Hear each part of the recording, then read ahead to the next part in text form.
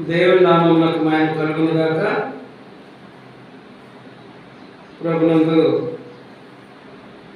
ప్రియమైన వాళ్ళరా, ఈ దినం మొదటి ప్రార్థన పాటలు, వాక్యం చదువుకునుట, వాక్యం కొరకై ప్రార్థన అన్ని విషయాలు కొనసాగుతూ రావడానికి దేవుడు సహాయపడ్డాడు.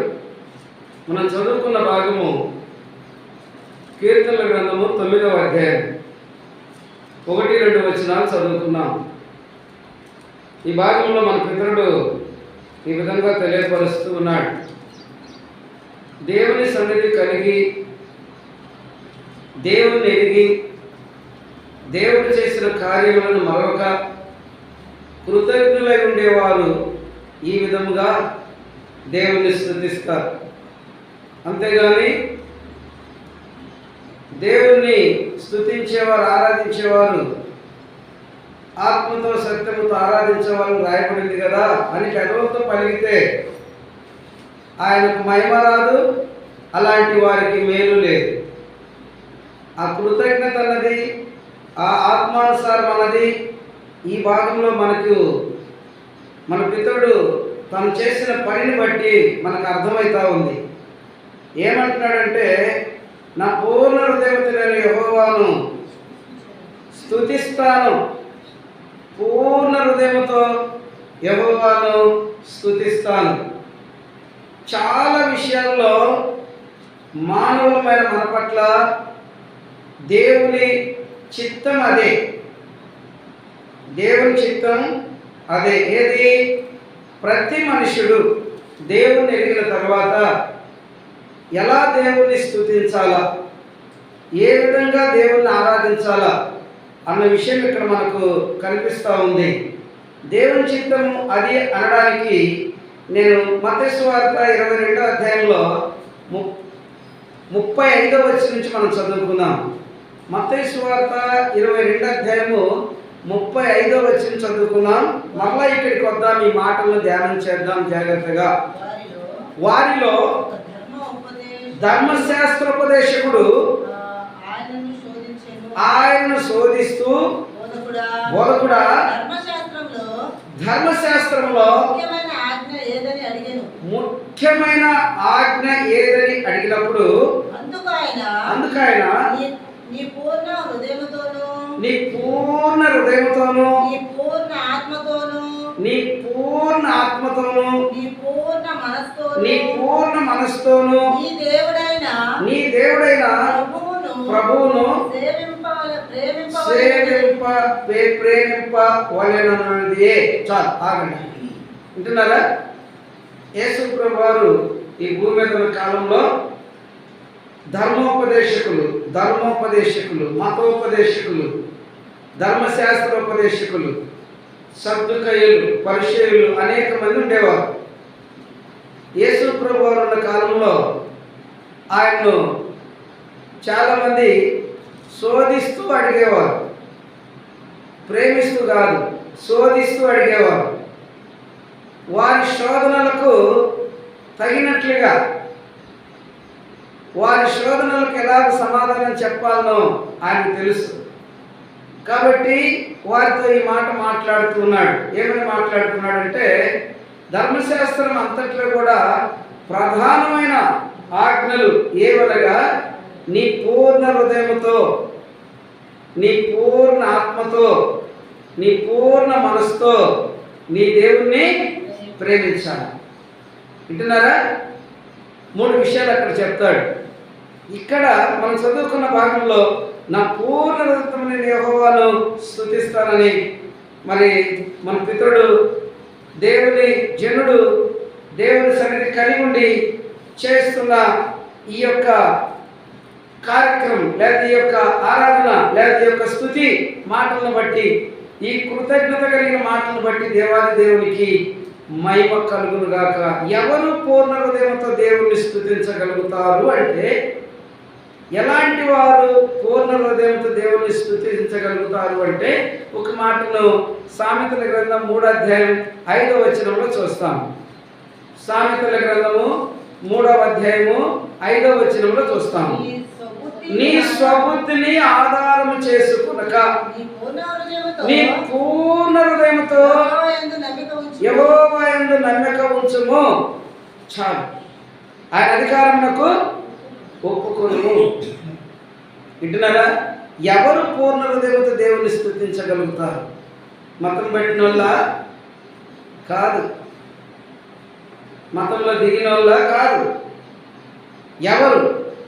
దేవుడు కోరుకునేది ఎవరిని, ఎలాంటి వారిని, దేవుని ఆలోచన ఎవరి పట్ల నెరవేరుతుంది అన్న విషయం ఇక్కడ మనకు స్పష్టంగా అర్థమవుతుంది. ఈ ఉదయకాల ఆరాధనలో మనం దేవుని సన్నిధిలో ఉన్నాం, దేవుని మాటలు వింటున్నాం. వాక్యము చెప్తుంది, మన పితరుడు చెప్తున్నాడు ఈ రీతిగా, నా పూర్ణ హృదయంతో నేను యెహోవాను స్తుతిస్తాను అని. చాలామంది వారి జీవితాల్లో దేవునికి హృదయంలో స్థలమే ఇవ్వలేరు.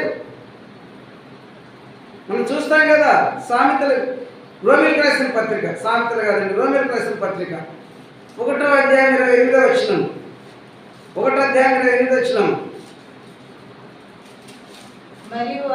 మరియు వారు తమ మనసులో చోటు ఇయ్యని వారుగా ఉన్నారు. అర్థమవుతుందా? ఒకవేళ మతం పడితే పట్టవచ్చు, పేరు చెప్పుకుంటే చెప్పుకోవచ్చు, హృదయంలో దేవునికి చోటు ఉందా? హృదయంలో దేవునికి చోటు ఇచ్చిన వారేనా? హృదయంలో దేవునికి చోటు ఇచ్చిన వారైతే ఇక్కడ మనకి ఈ పని కనపడుతుంది, ఈ భాగం కనపడుతుంది. హృదయంలో దేవునికి చోటిస్తే, నీ హృదయం అంతట్లో ఆయన అధికారానికి ఒప్పుకుంటే ఇక్కడ పని కనపడతా ఉంది. ఎవరైతే ఈ విధమైన పని కలిగి ఉండరో వారు ఒకవేళ భూమి మీద పేరు చెప్పుకుంటే చెప్పుకోవచ్చు, వారు క్రియ కలిగి మాత్రం జీవించలేరు. కొలసి 3:16లో మనం ఒక మాట చూస్తాం.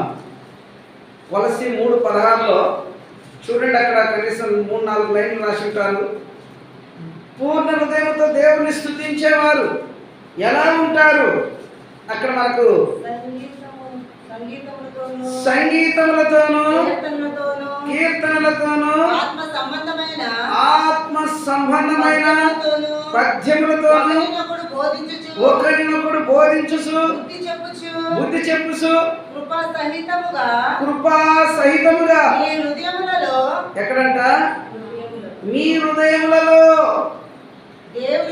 దేవుని గూర్చి గానము చేయుచు సమస్త విధములైన జ్ఞానముతో క్రీస్తు వాక్యము మీలో సమృద్ధిగా నివసింపనీయుడి. మీలో సమృద్ధిగా నివసింపనీయుడి. కొన్నిసార్లు కొంతమంది ఉదయం మొదలుకొని సాయంత్రం వరకు ఎన్ని మార్లు నోరు తెరిచినా ఒక్క మాట కూడా నోట రాదు. ఎన్ని మార్లు నోరు తెరిచి మాట్లాడతారు, ఎక్కడైనా ఎప్పుడైనా ఒక్క మాట అన్నా నోట వచ్చుంటుందా? సామెతల గ్రంథం 4వ అధ్యాయంలో అంటాడు, 22వ వచనం చూస్తే, నీ హృదయంలో నుండి జీవధారలు బయలుదేరును. ఎవరి హృదయంలో నుండి? మతం పెట్టిన హృదయం నుండి కాదు. ఎవరి హృదయంలో దేవునికి చోటు ఇవ్వబడి ఉందో, ఎవరి హృదయంలో కృపాసహితమైన దేవుని వాక్యము సమృద్ధిగా నివసిస్తుందో అట్టి వారి హృదయంలో నుండి జీవధారలు బయలుదేరును. కాబట్టి ప్రభునందు ప్రియమైన వారులారా, ఈ ఉదయకాలమందు దేవుని సన్నిధి కలిగి ఉన్న మనమందరము చదువుకున్న ఈ మాటల ప్రకారంగా మనం ఎంతవరకు సాగుతున్నాం, ఎంతవరకు మనం ముందుకెళ్తున్నాం, ఈ చదువుకున్న భాగము ఎంతవరకు మన జీవితంలో ఉందో ఒకసారి ఆలోచన చేయండి. లేదా ఈ దినమైన ఆరంభించు. ముందు ఆయన అధికారములకు నువ్వు ఒప్పుకో. నీ స్వబుద్ధిని ఆధారం చేసుకున్నంత కాలం నీ జీవితంలో ఏ విధమైనటువంటి వర్ధిల్లుట ఉండదు.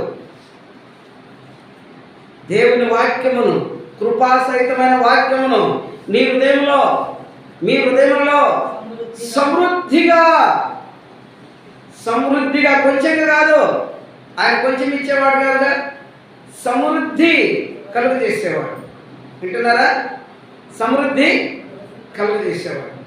కనుక జాగ్రత్తగా ఈ విషయాలు మీరు పోనీయకండి, జాగ్రత్తగా పట్టుకోండి, జాగ్రత్తగా పట్టుకోండి. ఇంతవరకు ఈ మాటల ప్రకారం లేదు. ఈ మాటల ప్రకారం ఉండడానికి ఈ వాక్యాన్ని జాగ్రత్తగా పట్టుకోండి, మీకు మేలు. మీరు ఆధ్యాత్మికంగా వర్ధిల్లడానికి అవకాశం ఉంటుంది. రాస్తున్నాడు కదా, సమృద్ధిగా నివసింపనీయుడి. ఉందా వాక్యము నీ హృదయంలో? నీ వాక్యం నీ హృదయంలో ఉంటే మనం ఒక మాటను చూస్తాం 119:11. నీ వాక్యం నా హృదయంలో ఉంది కనుక నీ ఎదుట నేను పాపము చేయలేదు. పాపము మానుకున్న తర్వాత నీలో నుండి కృపాసహితమైన సమృద్ధి కలిగిన కార్యక్రమాలు, అనేకమైన మంచి కార్యక్రమాలు, అనేకమైనటువంటి మంచి ఆలోచనలు, మంచి నడవడికలు నీ ద్వారా ఇతరులకు మాదిరి ఎంతో ఉంటుంది. కానీ వాక్యము లేదు, హృదయంలో వాక్యము లేదు. హృదయంలో ఎందుకు వాక్యము లేదు అంటే యాకోబు పత్రిక 3:14 ఒక మాట చూస్తాం. ఎందుకు వాక్యము లేదు అంటే యాకోబు పత్రిక 3:14 ఉంటుంది. అయితే మీ హృదయములలో సహింపవలనివి కాని, చాలు, సహించగలిగినవి కాదు, యోగ్యమైనవి కాదు, మంచివి కాదు. మీ హృదయములలో దేవుని వాక్యము ఎక్కడ ఉండాలనో అక్కడ, దేవుడు ఎక్కడ నివాసం చేయాలనో అక్కడ, దేవుని కొరకు నీ హృదయం ఆలయముల సంగతిని మరిచిపోయి నీ హృదయం ఆలయములను ఎరుగక నీ హృదయంలో ఏముంది తెలుసునా? సహింపవలని కాని అనేకమైనటువంటి చేదైన కార్యాలు ఉన్నట్లుగా అక్కడ చూస్తాం. మూల భాషలో ఒక అక్షరం ఉంటుంది, 5 నెంబరు. 5 నెంబరు కింద భాగంలో చేదు. అర్థమైందా? చేదు, చేదు, పులుపు రెండు ఒకటే, రెండు పాపమే.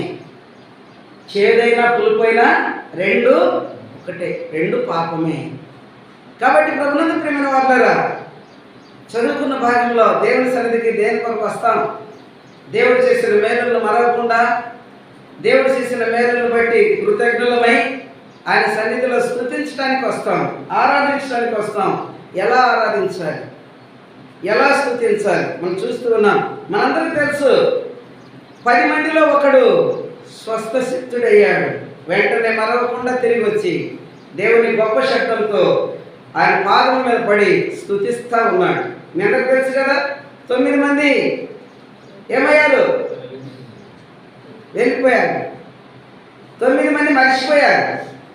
మన పితరులు మరవలేదా? 106వ కీర్తన 13లో మనం మాత్రం ఎందుకు మరవకుండా అంటారా?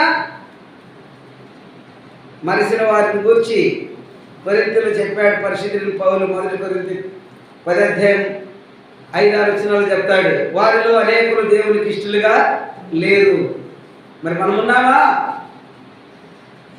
ఈరోజు మనం దేవునికి ఇష్టలుగా ఉన్నామా?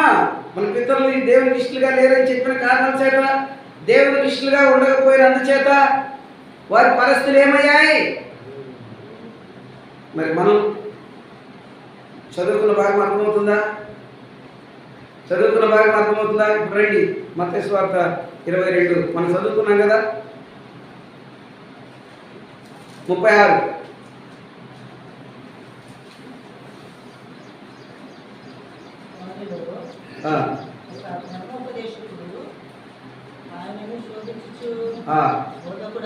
ఏమంటున్నాడు బోధకుడా? ధర్మశాస్త్ర పరిశుద్ధ గ్రంథమైన బైబిల్లో ముఖ్యమైన ఆజ్ఞ ఏదన్నప్పుడు యేసు ప్రభువు వారు ఏమంటున్నాడు? నీ పూర్ణ హృదయంతో, నీ పూర్ణ ఆత్మతో, నీ పూర్ణ మనసుతో దేవుని ప్రేమించాడు. ఎలాగంట? పూర్ణ హృదయం. ఇక్కడ మన కీర్తనకారుడు చెప్పాడు, ఇక్కడ నా పూర్ణ హృదయంతో నేను యెహోవాను స్తుతిస్తున్నాను. వింటున్నారా? పూర్ణ హృదయంతో, సగం సగం, పావు పావు, సగం సగం, ముప్పావు భాగాల్లో ఉండేవారు ఎవరు కూడా దేవుని స్తుతించలేదు. స్తుతించుటది కాదు, అర్థమైందా? స్తుతించుటది కాదు, ఏదైనా కొద్ది గొప్పలు అటు కాదు. అలా అయితే నువ్వు అటా ఇటా అని చెప్పడు, అర్థమైందా?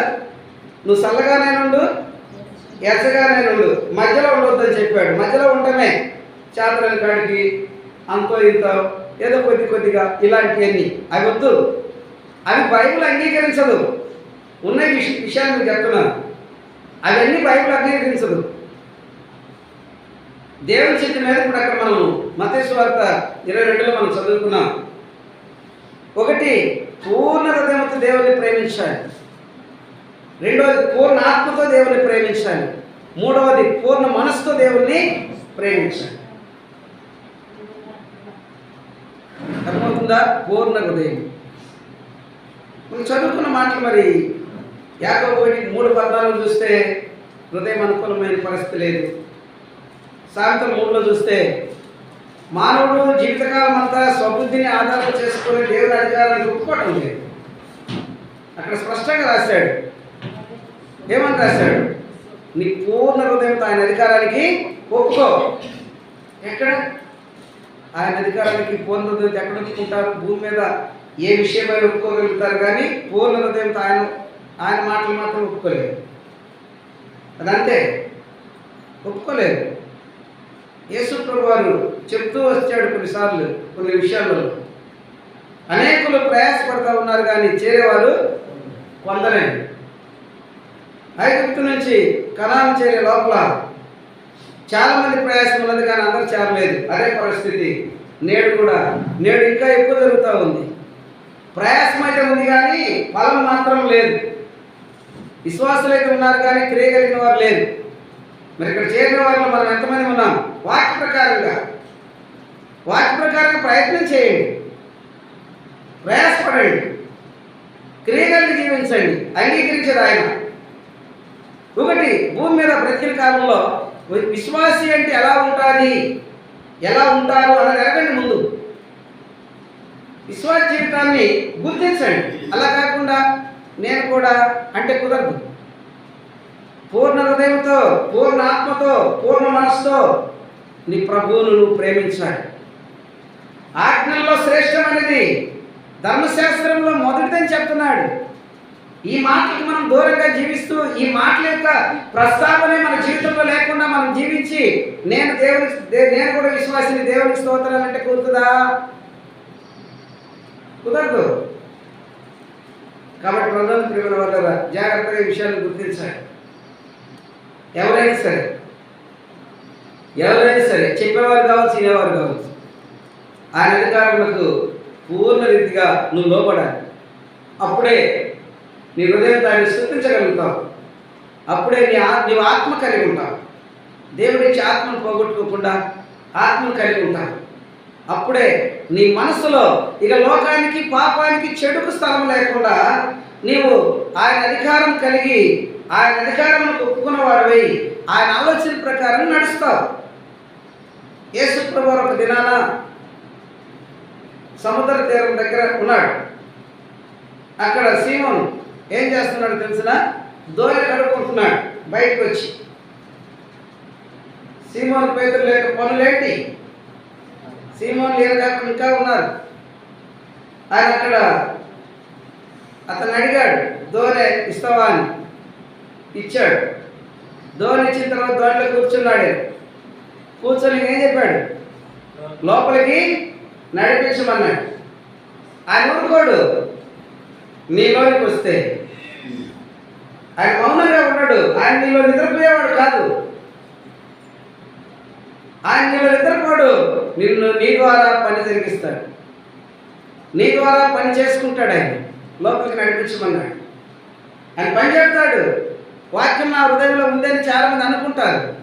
వాక్యం ఉంటే దినచర్యలో కనిపిస్తావు, చిత్తవృత్తిలో కనిపిస్తావు. వాక్యం ఉంటే వాక్యం లేదు కనుక మనం భూమి మీద లోకానుసారం కనపడుతున్నాం, అందరిలా కనపడుతున్నాం. అందరు ఎలా ఉన్నారో అలానే మనం కనపడుతుంటాం. అలా ప్రత్యేకత లేదు కదా. చీకటి గెలుపు పొత్తుంటుందా? సంబంధం ఉంటుందా? ఉండదు కదా. విశ్వాసి క్రియలు వేరు, అవిశ్వాసి క్రియలు వేరు. చీకటి చీకటే, వెలుగు వెలుగే. వాక్యం వెలుగై ఉన్నది. వాక్యం కలిగిన ప్రతి మనిషి చీకటిని అసహించుకుంటాడు, చీకటి క్రియలను అసహించుకుంటాడు, లోకానుసారమైన క్రియలను విడిచిపెడతాడు అన్న సంగతిని జ్ఞాపకం పెట్టుకోవాలని ప్రభు గారు మనవి చేస్తున్నాను. అర్థమవుతుందా? ఈరోజు యొక్క సమయంలో ఇక్కడ మనం చూస్తున్నాం, నా పూర్ణ హృదయంతో నేను యెహోవాను స్తుతిస్తాను, యెహోవా నీ అద్భుత కార్యములన్నిటిని నేను వివరిస్తాను. మన పితరులను దేవుడు రక్షించింది తెలియపరచడానికి, వాళ్ళు వెంటనే మర్చిపోయారు. ఈరోజు మన జీవితంలో మనం కూడా కదా, మనం కూడా ఏమైనా పరిస్థితి రక్షించింది ఎందుకు? ఒకసారి చూడండి, అక్కడ 106:8 వచనం.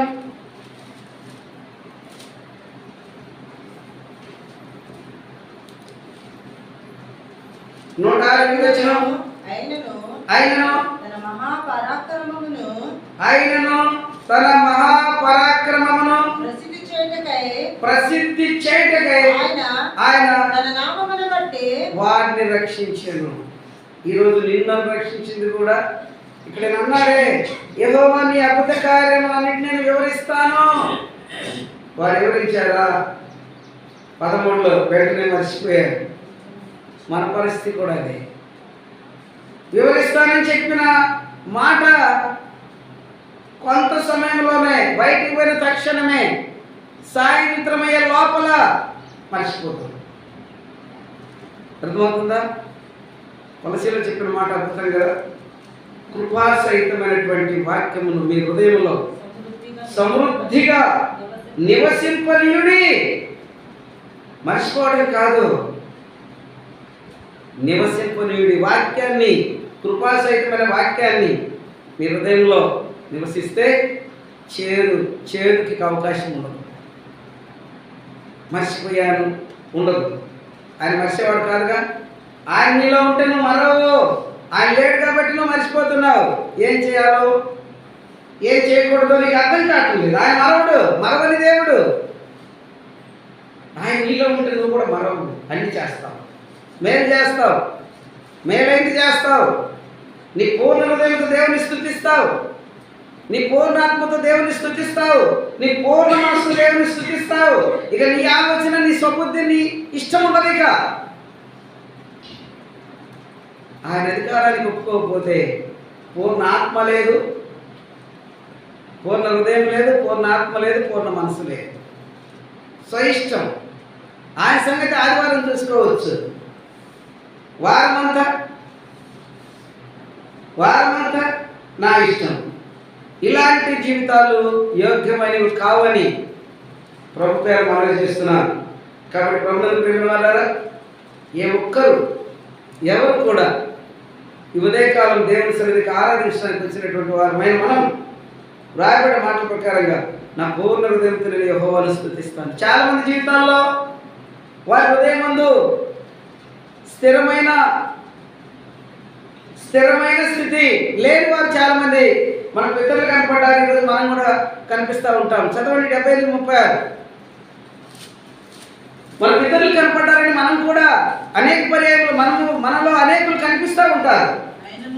అయినను వారి హృదయము చూసారా, కార్యం లేదు, క్రియలేదు, దేవుని యందు స్థిరంగా లేదు.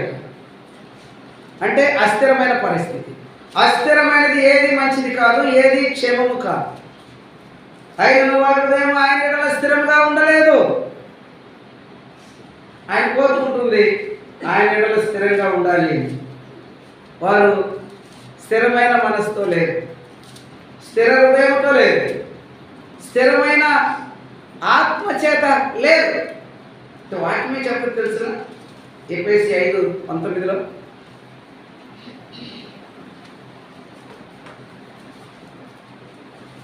18 చదువు. 18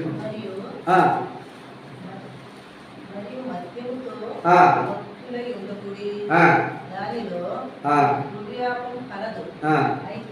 అయితే ఆత్మ పూర్ణులై ఉండుడి. ఆత్మ పూర్ణులై ఉండుడి. ఎట్టుండాలంట? ఆత్మ పూర్ణులై. తాత్కాలికమైన వారుగా, నామకార్థులుగా ఉండకూడదు. అవునా కాదా? అయితే ఆత్మ పూర్ణులై ఉండండి. తర్వాత ఒకరినొకడు కీర్తనలతోను సంగీతములతోను ఆత్మ సంబంధమైన పాటలతోను హెచ్చరించుచు మీ హృదయములలో ఏంటంట? మీ హృదయములలో ప్రభువును గూర్చి హెచ్చరించుచు ప్రభువును గూర్చి పాడుచు కీర్తించుచు మన ప్రభు అయిన యేసు క్రీస్తు పేరట సమస్తమును గూర్చి దేవునికి ఎల్లప్పుడూ కృతజ్ఞతాస్తుతులు చెల్లించుడి. ఎల్లప్పుడూ. మనమేమో ఆదివారం మాత్రమే. చాలా మంది జీవితాల్లో ఎల్లప్పుడూ చేయ పని లేదు.